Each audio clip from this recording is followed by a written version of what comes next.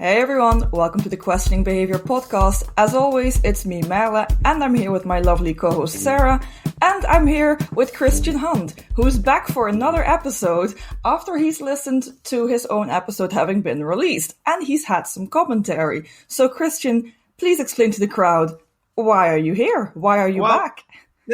Thank you so much for having me back. And I figured, given your podcast was called Questioning Behavior, that it was kind of okay to question and challenge. And we were talking in the episode that you recorded with me all about human risk and this idea of bringing behavioral science to compliance. And it was something you said, Merle, in the closeout piece that I just sort of thought was interesting, and I wanted to kind of to have a discussion about it. And you kindly said, "Well, let's have a discussion on the show." And so the thing that we were talking about was, I'd referenced this example that I'd seen at British Airways, and I know other companies that do this, of what they call mistake of the month. And the idea here being that we, in the staff magazine, instead of putting kind of promos about how well the business is doing, they had a column called Mistake of the Month where they talked about things that had gone wrong in the business and how they'd resolved them. And I think this is an amazing idea because what it's doing is normalizing the idea of talking about small mistakes. And so that was the thing I talked about. And then in the closeout, which of course is the one part of the show where the guest doesn't have a right to reply, you kind of took a slightly different view. And I wanted to just explore that with you a bit and just go, I think this is a really smart intervention that delivers something. And you had slightly different views, so I thought we could pick that up.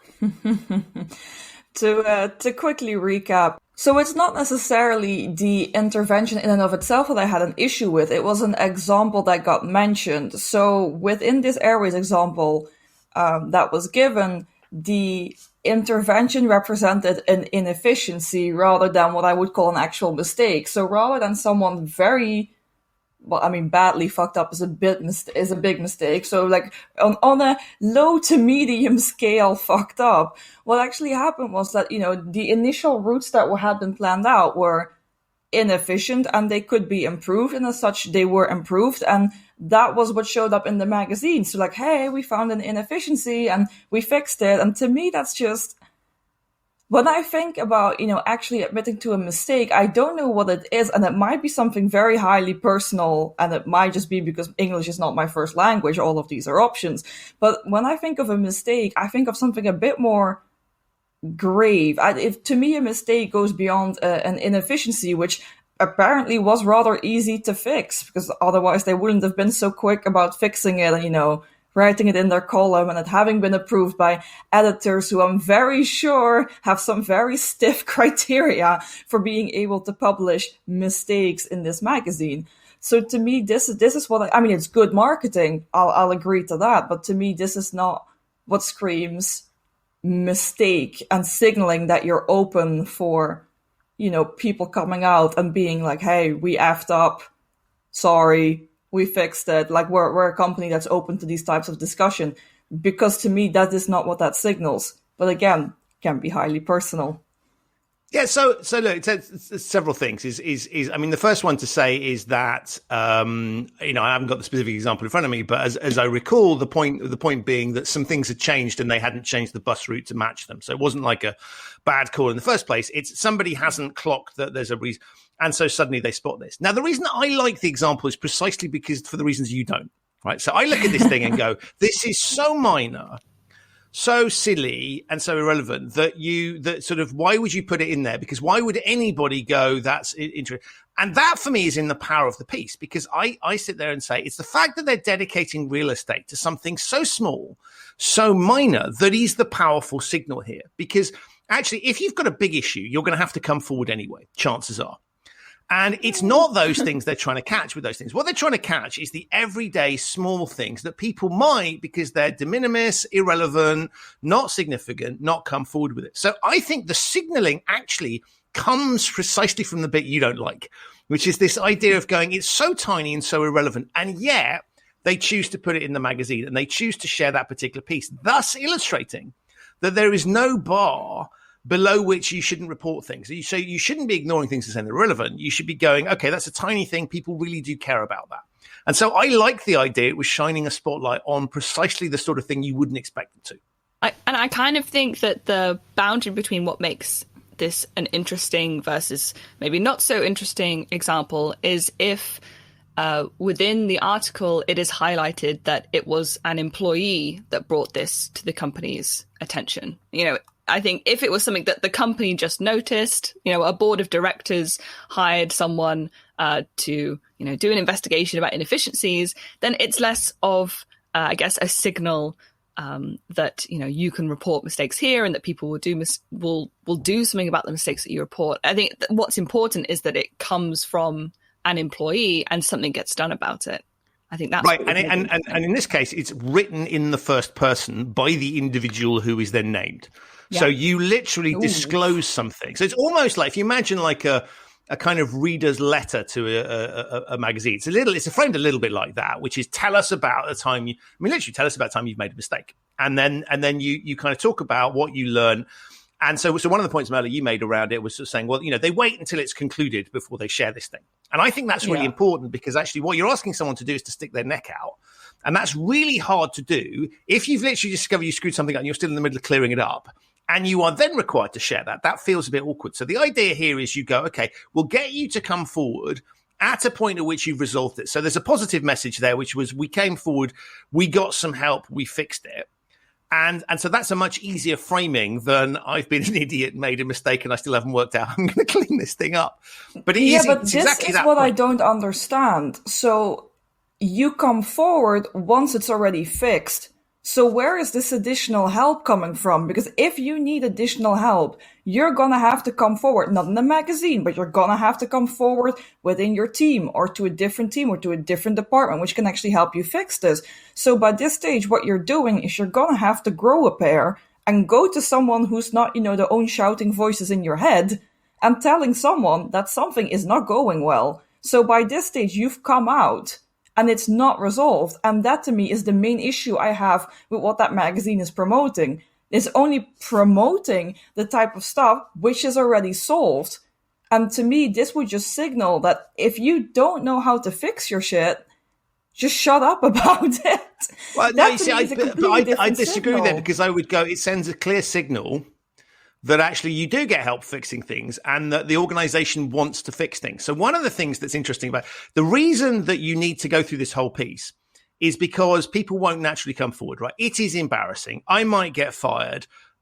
This is going to be a pain in the butt for me to deal with. So what you're trying to change here is and it's either an actual or a perceived social norm that people don't report stuff, right? There is zero incentive on me to report stuff because this is going to be a pain, right? My worst case scenario is I get fired.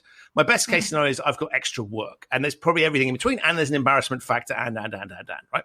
So you're trying to deal with that particular piece. So what I think is interesting here is rather than publicizing it at the point at which you go, I've just discovered this and we're in the middle of fixing this, the message you risk sending then is actually you're on your own. There's no help from the organization. What this is supposed to signal, and I strongly emphasize the supposed to, is to signal that actually, one, we value it when people come forward. Hence, we're giving you real estate in the magazine. And two, we will support you in doing that. And therefore, this is something that's valued in the organization. And so you might just put courage into people who might otherwise think it's not acceptable. And so the signaling that you get from this magazine piece is really to encourage that, the thing that you thought was important. And so the question is that an effective intervention? And so to my, when I look at it, so my first question then was, wow, that's really interesting. Does it work? And of course, the challenge with does it work is you don't know you don't know what it is that's not being reported. So this is the big compliance challenge is there are things that are visible, things that are invisible. This is an example of something that's invisible. What they told me was that it does increase the volume, that there was an increase in the number of people reporting stuff and dealing with issues. Now, here's the challenge. You don't know what percentage increase you've had. You don't know if this is exactly where you get the sort of behavioral science in the wild. I can't tell you for sure that one because they won't have just done that. They'll have done a whole host of other things with it. They'll have had the chief exec saying things at town hall. So there's a million interventions. So it's really, really messy. But overall, their campaign did increase the number of people coming forward. Now, there are unintended consequences, which is people coming forward with stuff that's not really a problem. But it does seemingly, as part of a broader thing, does seem to work. See, but this is the thing. And that is, So we have very, very different opinions about what this intervention is going to achieve, and the truth is probably somewhere between, in the middle, because we don't have any exact numbers on this. So this is us spitballing at the best of times. But the fact that a lot of things got reported, which weren't an issue in and of itself, is exactly what I expected, because the initial bar of problems that were, or mistakes, inefficiencies, it's all academic by this stage, that got reported were relatively minor from my perspective. I'll be honest in that. Like, I'm sure that there is many worse things going on in such a massive ass company. So they were relatively minor and they were already fixed. And that to me, they were already fixed essentially, because otherwise it wouldn't be written up. So they must have been relatively easy to fix, that's an assumption. We can discard that.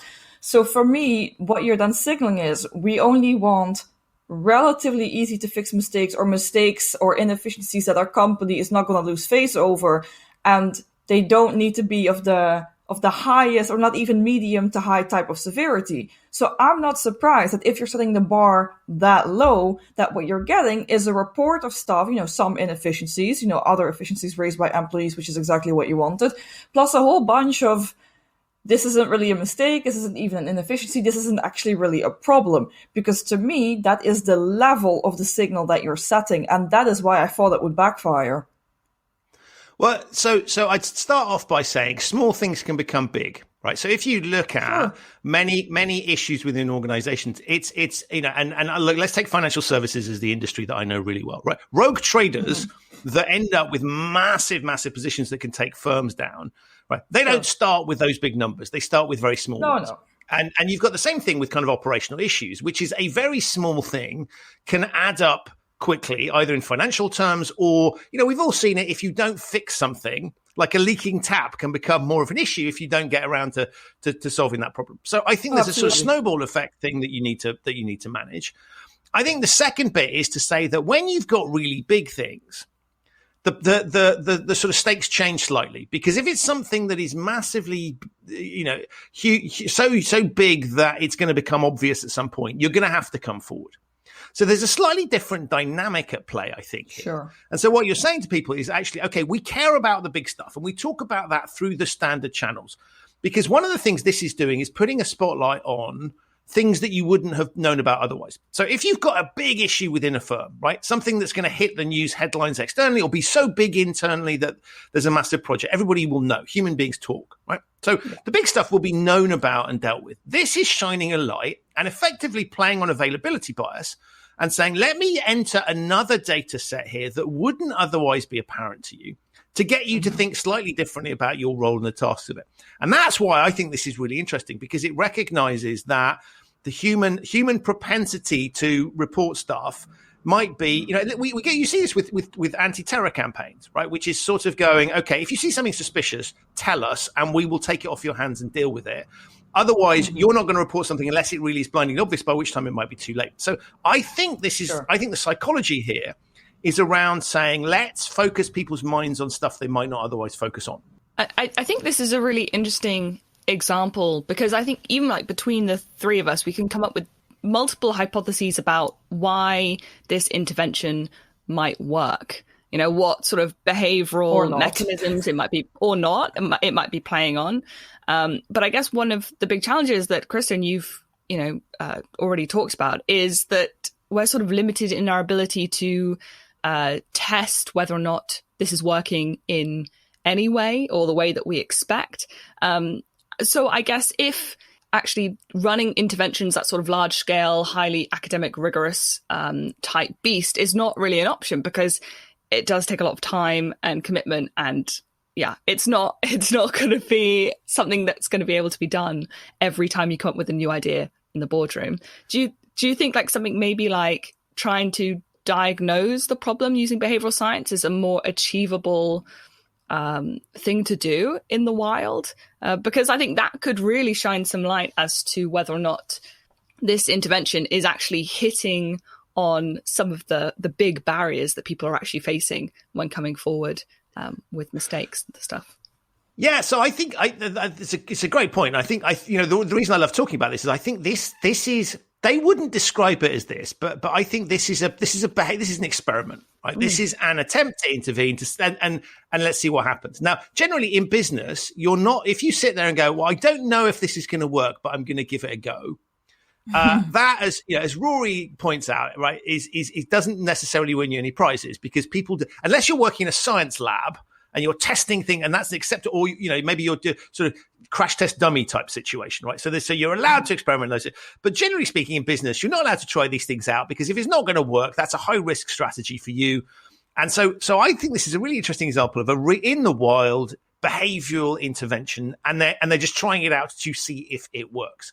Now, you don't have, as you say, the nice clean environment where you can control exactly what's happening. There is a ton of other moving parts here.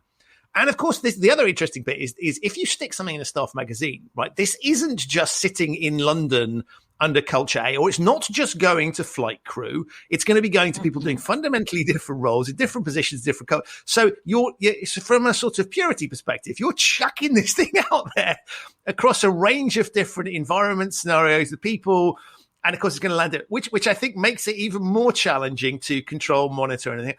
So when I look at it from that perspective, I kind of go, I think this is a fascinating experiment. But you're right. I think one of the bits that I like about it is it clearly starts with a bit of behavioral thinking, which is to go, okay, people aren't doing what we want them to do, which is to come forward with stuff. What is it we might be able to do? And I bet that there were some attempts made along the lines of shouting at people to go, you must report more stuff. It is really important that you report more stuff. And you see this in companies the whole time. Chief exec says one thing, and then you'll notice behavior on the ground slightly different to what's being said. And so you don't act on it. So I think this is an interesting attempt to go, actually, we have a behavioral challenge, and recognizing it as a behavioral challenge and going, let's try something that might, from a behavioral perspective, solve that problem, which is counterintuitive, which is not following traditional logic, and therefore let's see what happens. And I love the fact, and I think you're right, I love the fact that implicitly, and I don't know if this ever was sort of done in any great detail, implicitly, let's take some behavioral science thinking, and I'll use that loose term, and say, let's recognize we've got a problem here. Let us try something that plays on psychological level and see if it works. And I agree with you. I think using behavioral science to go, something's not working the way, that's just my whole human risk piece. If something's not working in your organization the way you want it to, then there's a human component. So, I look at it in negative terms, right? Human risk is a negative phrase to go, people cause risk. But equally, there's human reward, which is people doing the right things, people doing the things you want, and getting the best out of your people. And so both of those things are interrelated. And so what we're doing as an organization is, in effect, we are steering people in with the incentives and with the sort of the punishments and the threats and the structures we have around them. And so what we're trying to do is steer those people in the right direction, recognizing that we don't always know exactly what that right direction is. And we want creativity and innovation, and we want people to use flair when they're dealing with customers, but equally we don't want them doing stupid, crazy stuff. So containing humans in your organization in the right way and getting the most out of them is really challenging. And I think using a behavioral science lens when things aren't working is a really smart way to start solving it, because you might go towards a traditional solution, which is, we never want this to happen. We're going to lock this out, right? We're going to have a system that a sort of the electronic or cultural equivalent of a wall that nobody can climb over. But equally, we might use some softer stuff. And if we use the behavioral science kind of toolkits to analyze the situation, we can then work out which one of those things we want to bring to bear. Yeah. And I think it's a great point, and I think it's one of the most interesting parts of being a behavioral scientist is you get to shine a new perspective on an age-old problem and come up with some solutions that perhaps people have thought were too obvious or looked over before. I do think it's absolutely fascinating. I mean, one of the things that we've been talking about is, for example, saying that this intervention in the newsletter, maybe it works because it shows people that things will get done if they report a mistake, no matter how small or whether or not they think it's a mistake or not. If they spot something wrong, if they come forward, they'll be sort of praised for it within the company and it will get fixed. But do we know whether or not this is something that people are actively thinking about when not coming forward? Like, do we know that that is the behavioral problem that we're trying to solve? Or are we also still trying to guess a little bit at what people might be thinking?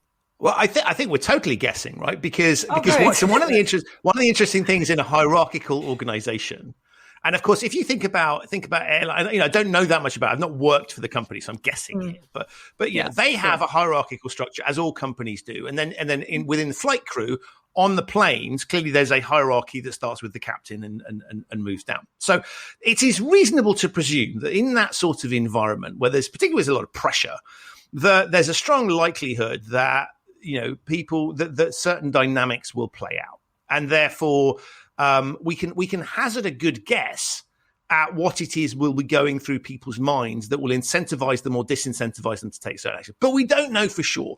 And of course, the traditional solution is let's ask them why they're not doing it, and we know how that plays out. And so I think this is a really interesting challenge where you would go, okay, so the first stage is we can't with any great certainty say exactly what it is that's impeding people from doing the thing that we want. So we're playing around the edges of sort of let's think creatively about why might that be. Now, I think it's fairly obvious, and implicit in some of the comments that Mel made around this sort of thing and going, can I be bothered? Can I be bothered to do this? Is this going to be in my best interest? Does it mean what are the incentives around me reporting it? And I suspect they've looked at it and gone, there are probably more disincentives than incentives. And therefore, what we're trying to do is level that playing field. Now, one of the traditional ways of leveling playing field is you shout about it and you make it clear to people that their jobs are dependent on them doing it. Well, that's going to produce a certain outcome that's not necessarily the right quality. You can bribe people to do it. But of course, then that brings money into play, and I'll let Merla talk more about that. Where you go, that brings its whole tier of stuff. So, what other things have we got in the toolkit? And the reason I love this story is, and I was thinking as you were talking, going, why do I talk about this? The reason I talk about this is I think it's a really good example of a behavioural intervention that is slightly counterintuitive, that I don't see that many people doing. And when I'm going out talking to my clients about the sorts of things they could be thinking about, the first question they will naturally ask is, well, what could we do? And you go, well, look, here's a really big ass company that has tried this thing out. So I use it from a social proof perspective to say there is another way, and you can feel in the same way that they want people to come forward. I want people to try these things out. Here's a suggestion. I'm not saying it'll work in your organization. I'm not saying you should copy that. I'm just going, here's somebody that's had the courage to do that, and it seems to have worked in their environment. Why don't you think about doing some other stuff? Maybe it won't work at all. Maybe it's the worst thing you could possibly do in your organization. But that's the sort of dynamic that I think is fascinating. And when we look at deploying behavioral science in the wild, I think we're dealing with a whole load of dynamics that require us to not possibly be so bogged down by is it the best possible solution, and to say to ourselves, is there a way of optimizing this? How do you know? We have to kind of take risks with people and go with our gut instinct a little bit. Use behavioral science to support that. And then say, let's test out these various interventions. And I guess the flip side to this is, look, do it. What is your downside? And the interesting question, the downside might be I think Merla's raised some good ones. Might produce completely the wrong outcome. But if you don't try it, you're never going to know. And that's where behavioral science, I think, can infuse that sort of that quote unquote risk taking. But I guess the problem is, if you don't know whether it's worked, you don't know if it hasn't worked. So. Well, okay. So this is an interesting point, right? So when I look at compliance pieces, I just say to myself, okay, we need to think about compliance not in the way that you might think about marketing. So marketing is very much around, I need to sell more of my product. So I measure success by, if sales go up, that is a good thing. Let's assume you've done it not through lowering prices or anything that changes the economics, but let's just assume you've intervened in a way that increases your sales, right? That you would say that is a successful marketing campaign. We should tick, pat on the back. Compliance is an interesting one because actually, and if you think about this in a kind of COVID context, in an ideal world, you want everybody to be compliant all of the time. But we have to recognize that that's going to be impossible to police, impossible to, so you can't spot it. It's going to be impossible to enforce. And so there are going to be some things where you go, look, actually, it's a case of the more the merrier. So if I can just get my compliance rates higher, if I've got 10% compliance, and again, sometimes you don't know what the level of compliance is. There's certain exercises, have people done mandatory training? Have people got expenses signed off? Stuff you can track. So those things you can go, okay, we can try that. A ton of other stuff. Have people been ethical in your company? Have they done, have done the right thing? Really difficult to monitor. So you can monitor when it doesn't happen, but you can't. So what in certain situations, you might just say, look, I don't need to get to 100%. I won't tell the population that I don't, I'll pretend I want 100%, but actually I'll recognize it's never going to work out.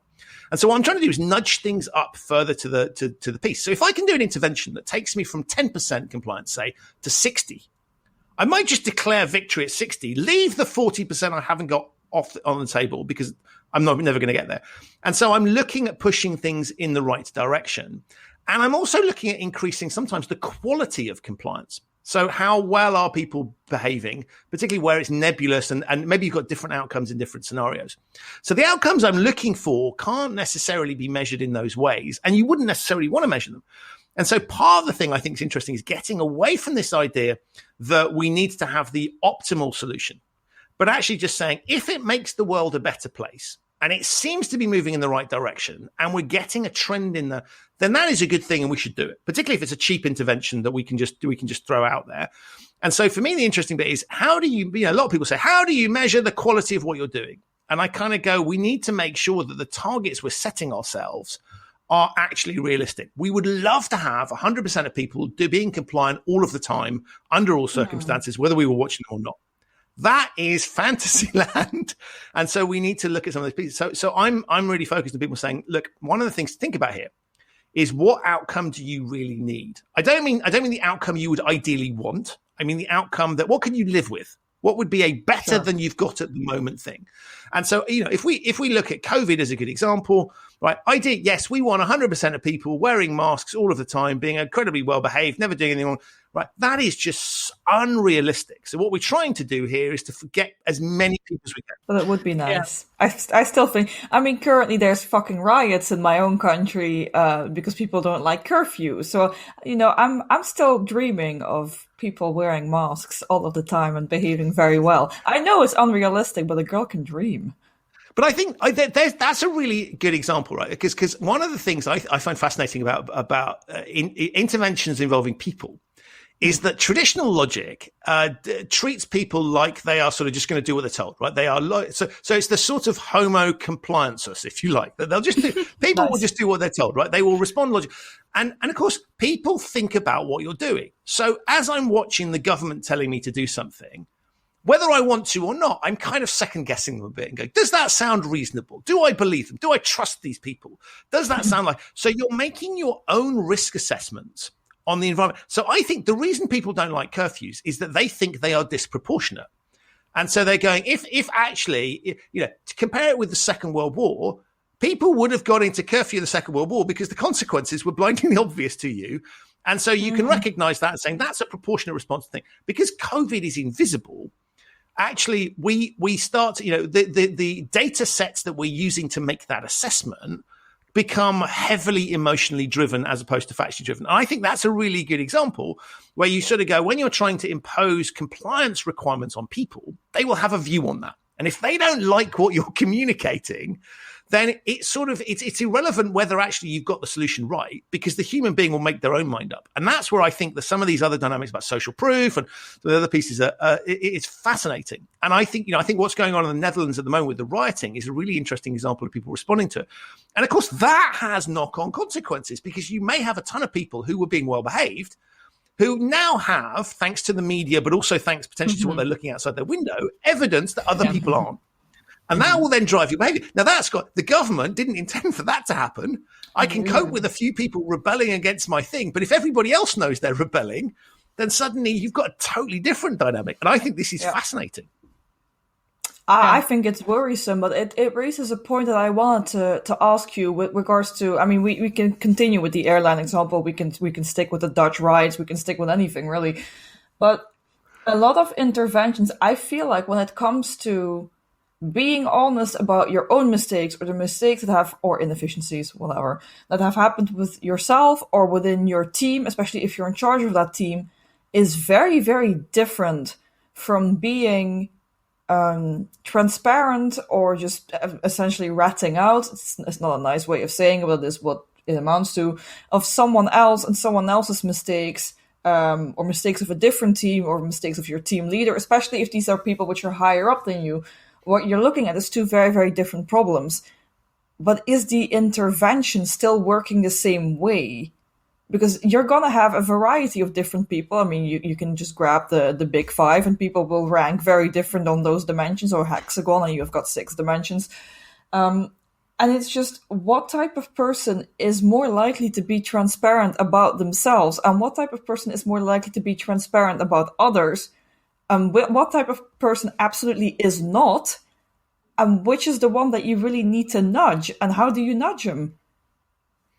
That's loads of questions packed in one. No, I think it's a really good question, right? Which is so what it's driving at, I think, is we all recognize that one, human beings will make mistakes. I mean, many companies structure things on the basis that they won't. But let's assume let's go with the thing that conventional wisdom would say, that everybody makes mistakes, and it's a good thing to have honesty about. Ideally, you prevent them in the first place. But if not, it's good to have people coming forward and spotting things.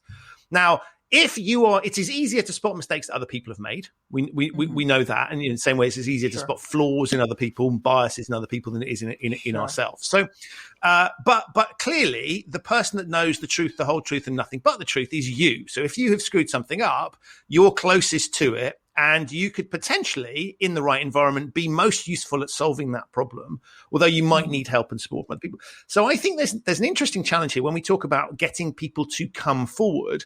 You're absolutely right. There is a total difference between saying it's okay for you to put your hand up about something you've screwed up on. That's a different dynamic to, can you report your colleague who's done something? And even the word report sounds bad, right? Then even a totally different dynamic to reporting your boss and what they're doing. Yeah. And so the drivers and incentives on each of those scenarios are slightly different. And so I think you're right. And one of the challenges, of course, is you say people aren't coming forward when things are going wrong. That is a blanket term to cover all of those things and a ton of other dynamics. And I think you make a really good point, which is sort of, how do we deal with that? And I think one of the things that's interesting is what you're trying to do, I think, is to change the culture, so that you deal with all of those pieces. Because if you can build the right culture within an organization where you support people in coming forward themselves, somebody comes forward about something they've spotted that you've done, it's felt to be supportive and helpful, as opposed to critical, stabbing in the back, grassing on me type thing. And so one has to build these people. And I think this is really, really difficult, because if you've got a culture where that's not happening, right, any attempt to kind of change behavior in a manner that's prescriptive, that sort of says, you will do this, causes all sorts of challenges and problems, because people don't like being told what to do. And that's one of the biggest issues with compliance is that. So we have to find softer tools, and we have to show people that we think it's important, as opposed to telling them that we think it's important. So action speaking louder than words. And so all of these things, I think, require super smart thinking around what are the impediments and barriers that we've got there. And sometimes they'll be the same across those scenarios, and sometimes they'll be different. And that for me is why I think this is really interesting, because the traditional solution to this is we'll just have a policy that says you need to come forward, right? As if that will somehow solve the problem. Yeah. And I think the problem you're dealing with in South Korea, if people aren't coming forward, is different to the problem you're dealing with in the UK, in the Netherlands, in the US. Mm-hmm. So I don't have an answer to it, but I think it's highly complicated. A really good point. No, but it's just, to me, if you promote a culture that is, you fucked up, please tell us so we can help you, is a very different type of culture from, if your colleague is fucking up, you better tell us. Like, this is starting to take Gestapo, surveillance state. Yeah, maybe better to leave the Gestapo out of this, to be quite frank. But it's just, it's very Big Brother is watching you, and if it's not your boss, it's your colleague or your, someone who's in your team or whatever. And I would argue that with regards to compliance, it might be better off, but with regards to actual company culture, you're one step away from just, this entire culture just collapsing, and management can't fix that. Management, I'm sure, can do a lot, but management cannot. There is no management training which rebuilds trust after you've, applied Gestapo tactics. But that's a really, you make a really good point there. So I talk about human risk, right? Which is this: people can pose a risk to your organization. So we need to control that. Now, traditional logic says you control that with your compliance program, with your incentive, whole load of things there that, that they're looking at controlling people, don't screw up type end of the spectrum. The flip side is what I call human reward, right? Which is it's not about necessarily about paying people. It's about getting them at their best. So not exploitation, but literally, how do we've hired this human capital? It's expensive. How do we allow that human capital to do the things that we've hired it for? So particularly in the knowledge economy, to be creative, to use emotional intelligence. Now, those two things are interrelated, because the way that you reward the human reward, the way you incentivize that, right, has consequences for the human risk piece. So if you hire we've all seen this in organizations, you hire someone that's particularly talented, they will come to a point where they might think they can get away with, they're special, right? Sure. So big stars tend to think they can get away with stuff, and generally the evidence is that they probably can, because people cut them some slack. So there's an example of sort of right. So those two things interrelate with it. So if you sort of give people too much free rein on the human reward side, you cause yourself problems on the human risk side. Equally, if you constrain people on the human risk side, we will control every aspect of what you do, you're not getting the best out of them from the human reward side. And I think this is a really interesting balance, in that we tend to think of, compliance interventions get bad, whether it's compliance or HR audit, sort of negative stuff is one thing. And then we've got we'll pay them bonuses and reward them and prestige on the other side. Those two things are totally interrelated. And so a chief exec that comes out with a message that sort of says, go make as much money as you can is fine. They might get the profits they're looking for, might G people up, but it's going to cause problems at the other end of the spectrum, because that phrase, as much as you can, doesn't come with any color about ethics and behaving appropriately and the long-term success of the business. It's a very short-term. So these things sort of sit together. And I think that's one of the challenges here, is that we have, the word compliance. So I hate it, because it sits as a badge, it's a little thing on its own going, hey, here's a function that makes sure we comply with the rules. That's their problem. And the rest of us are here to make money. That's not how the world operates. Every single person is a unit of positive success and a unit of negative risk at the same time. And so balancing those two things out gets really awkward. And this is where I think behavioral science can help, because the language that we use, thinking about it holistically, treating people like they're people, not a salesperson is here to sell and a risk person is here to manage risk. That is not how it should be working. And yet many organizations have set themselves up in that way. And it brings us back to this beautiful thing about human behavior is complex and challenging. And so we've got to recognize the problem and not just try and overly simplify it. But so a very, very basic question then. Christian, when you are looking at increasing compliance, what exactly are you trying to increase? So people coming forward themselves, or people ratting other people out?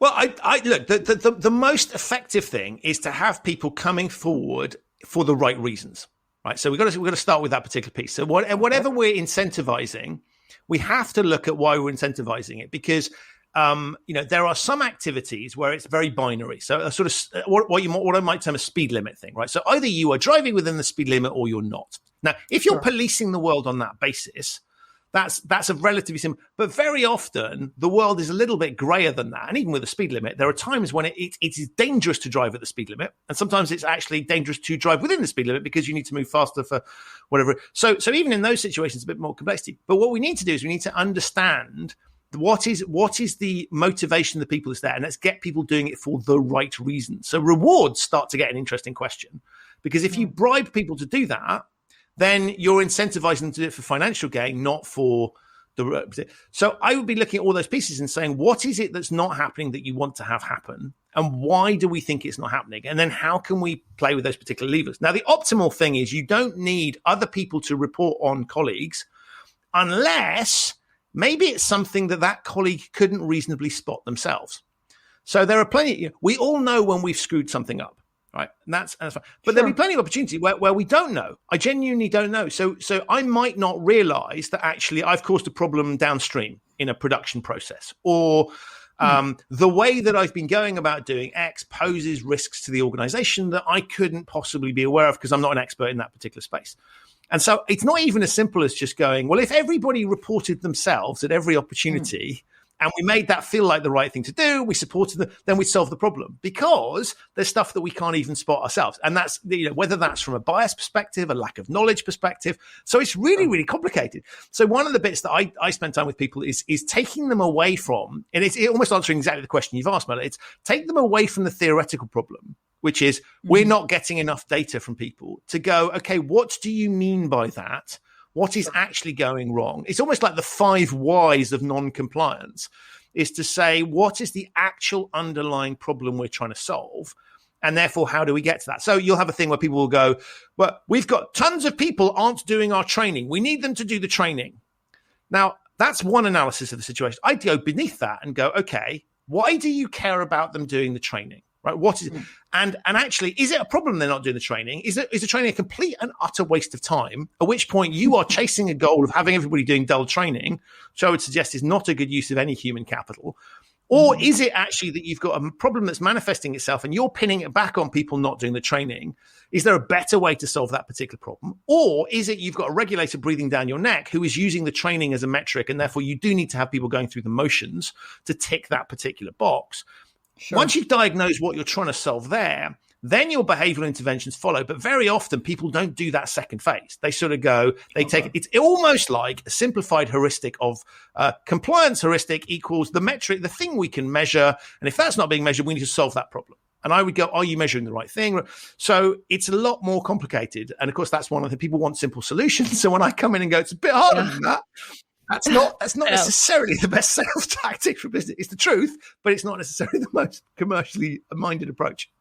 That little bit at the end that you were just saying about the stages of trying to identify what's the problem, and then I guess the next step is figuring out, is that really the problem we're trying to solve? And you sort of have this iterative type thinking of trying to figure out what is the problem space. I find this super fascinating. And this next step of why aren't people doing this thing that we need them to do or we want them to do, or why are they doing something that we don't want them to do?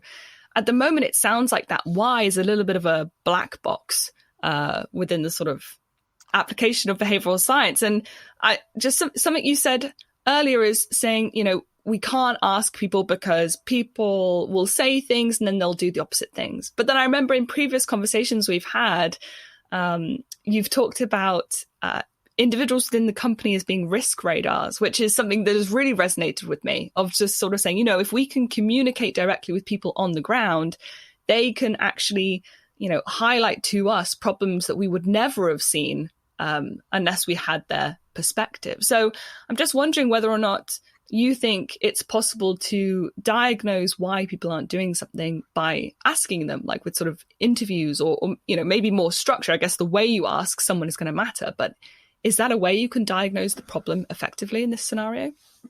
So I think that's a really interesting question that you've posed there, Sarah, because what you've highlighted is an apparent contradiction in what I was saying. On the one hand, people are good at being risk radars, telling us stuff that's going on. On the other hand, they're not very good at telling us the real reason why they're doing or not doing things. And I think, the balance here is to say we should be talking to people, getting their insights, because insights on the ground, much more valuable than insights that are concocted in the boardroom. Theory often doesn't play out in practice. So I think it's really important that we do talk to people, but we need to recognize the limitations of their evidence. They may not be telling us something because they're scared. And if that's the reason that they're not willing to undertake a particular activity, if they're scared of their boss, the consequences of doing something, then one, that's a big driver that you have to overcome. But the second bit is they may be unlikely to even share that information with you. And so I think there are limitations to the human radar that mean we need to understand it for what it is. So incredibly powerful insights. And sometimes the insights come from, they'll tell me something and actually that doesn't make sense. Or there's something missing. I can kind of have a sixth sense of sniff that there's something missing there. Useful intelligence. So I think it's a balancing act between recognizing what human beings are good at, which is sort of observing things and thinking outside the box and telling you stuff the data can't. So data can tell us what's happening. Human beings can sometimes help us to understand why it's happening. And so combining those two things is powerful. So when I sort of, I think I said earlier on the podcast, is people, if we ask people why they do something, we know how that plays out. What I mean by that is not they're going to lie the whole time, but there will be certain things that they are unaware of. Maybe they've got biases towards it.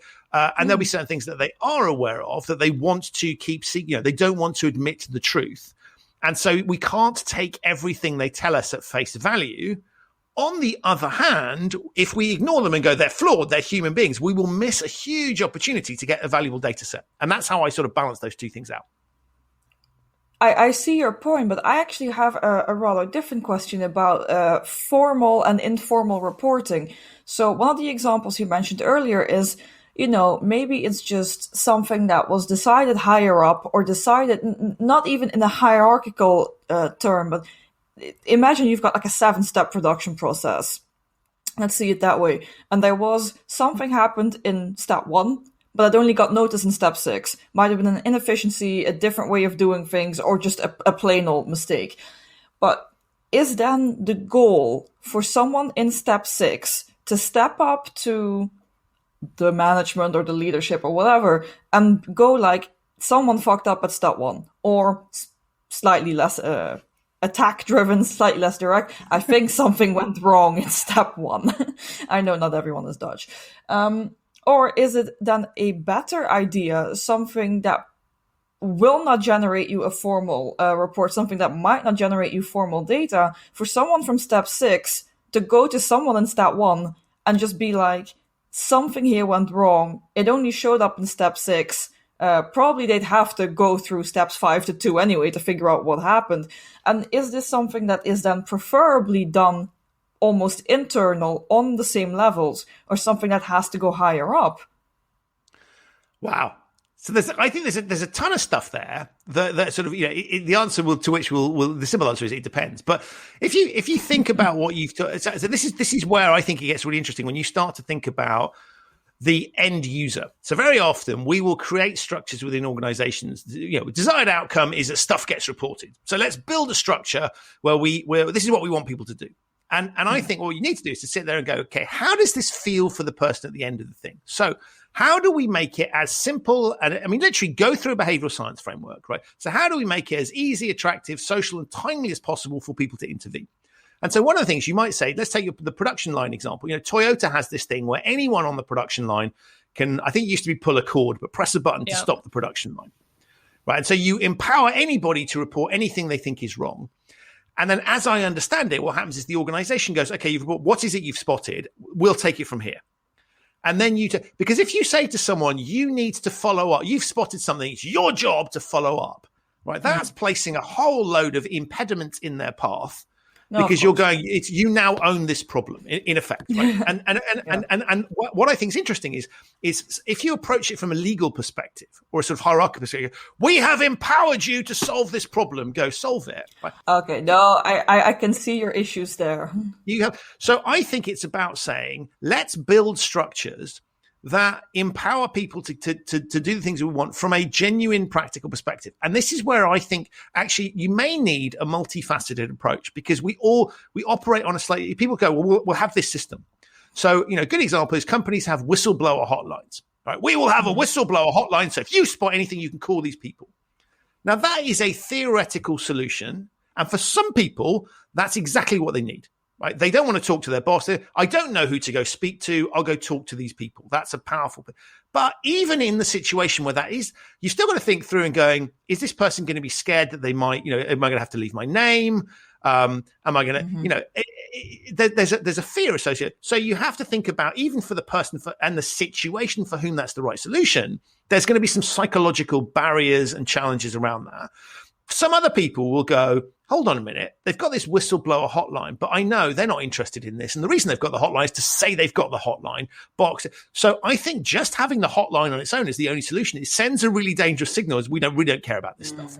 So you need to then build in other structures for the people who don't want to use the hotline, who find that intimidating. And actually, maybe I've got something that's so minor that I just want to tell someone. Maybe it's something I can fix myself, but I want to just report it so that it's on the record. Maybe it's something that I want to report, but I don't want to take the crap on that goes with that. So I need to know that I'm going to get help and support. And all of these things can depend on individual situations. So I think that the firms love simple solutions. We've got a whistleblower hotline, and then they measure how many calls they get to the hotline. Right? Whereas I would say that's one potential thing, but be aware for every single intervention. Back to the start point of this conversation, there may be a downside, and there may be some unintended consequence that you drive a behavior or you send a signal. That, and I think it's interesting. Getting people to report stuff is a really interesting example where the psychological impediments to doing it need to be finally considered and balanced and thought about, because actually, again, human beings will react according to the situation they're in. So maybe I can use it for nefarious means. I'll report a load of stuff because that will get that'll get them fired. Right? That is fine. Good outcome from a reporting stuff. Bad outcome from a reasons you're doing it perspective. And so we have to balance those two things out. And that's where I look at quality of compliance. And so there's probably a difference between how you would handle, if I think about sort of, harassment, bullying type thing, you want a different mechanism for dealing with that from a, hey, guess what? The machine that delivers screws to my workstation spits them out a little bit too quickly. And the reason it spits them out too quickly is because the person that's filling them over there is putting them in too quickly. That's a different type of issue. And yet again, companies will go, we have a single solution for reporting all issues. I mean, you don't know. I'm now thinking that maybe the person at the screw station is putting them in too quickly on purpose. Maybe this is a type of bullying. You don't know. Right. Well, no, exactly. And it's whenever, and one of the things is you might not want to report stuff because you don't want to get other people into trouble. So even if I'm okay, right, and I've got the best boss in the world and I feel empowered to report stuff, if I think the consequences for someone else are nefarious, or that somehow it's not in my interest to report it, or their interest, it starts to get really complicated and difficult. And that's why I think the solving this particular problem, the human radar challenge, and getting the right calibration on that is really difficult, which is why, to bring us back to the earlier conversation, I think you have to calibrate that in a way that means people are on the side of saying something. Because if you are on the side of not saying something, you may, what you don't think is, in fact, the terrorism example, you might think it's just an rucksack. Somebody else will have clocked it. But actually, you want people to go, I'll err on it, and maybe that ends up wasting time. Now, in a world where you want everything to be super efficient, I think, it's fascinating to see if you ask people if you put pressure on people to deliver, and you hear this with Amazon and delivery drivers, what space do they have to be able to report stuff? Now, that is an inefficient space. They're not 100% gainfully employed all of the time. We could get more out of these people. Doesn't give them the room to report that stuff. Now, that looks like excess capacity, and we could get more out. On the other hand, that is the space in which they'll be reporting things and fixing things and engaging. That's potentially super valuable, but that's really hard to measure. Yeah, fair point. That is a good final message to go out on trying to calibrate the human risk reward balance to err on the side of caution and report. Yeah, it's a difficult, tricky situation. But Christian, once you solve the problem, let us know, because I want to know. I want to know how to solve it in my own life. Once you figure it out. Yeah, though. Make sure this is at least like the conclusion of the Science of Compliance, the book that I know will come eventually. No, it's definitely, it's definitely coming. Look, thank you so much for having me back, because I think it's like we need to talk about these things, because I think very often, and I love it from a podcasting experiment perspective of continuing discussion.